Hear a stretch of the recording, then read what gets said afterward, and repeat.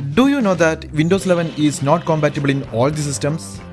Is your PC motherboard manufactured before 2018? If yes, then your PC might not support Windows 11.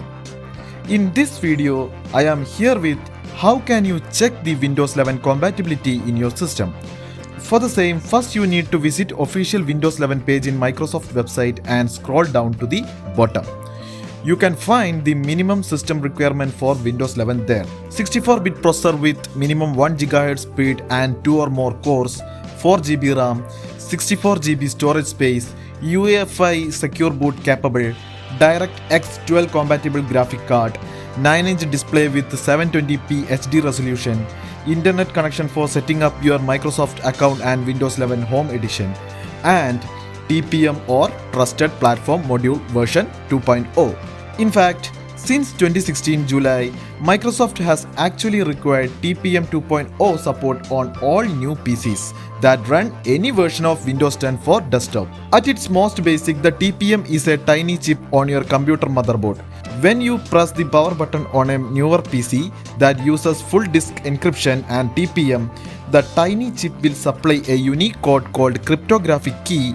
If everything is normal, the drive encryption is unlocked and your computer starts up. If there is a problem with the key, perhaps a hacker stole your laptop and tried to tamper it with the encryption drive inside, your PC won't boot up. So, to check the compatibility in your PC, you need to download PC Health Check app from here and install the same.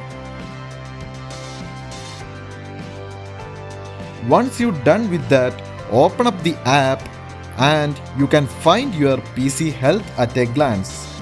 There you can find the option to check the Windows 11 compatibility. Click on Check Now. Oh my god, my system is not compatible with Windows 11. As you can see, the exact reason is not mentioned here. I was sure that my system met all the requirements other than TPM. To verify TPM, I went to Biosecurity tab. There under Security Configuration, I could find TPM Embedded Security option.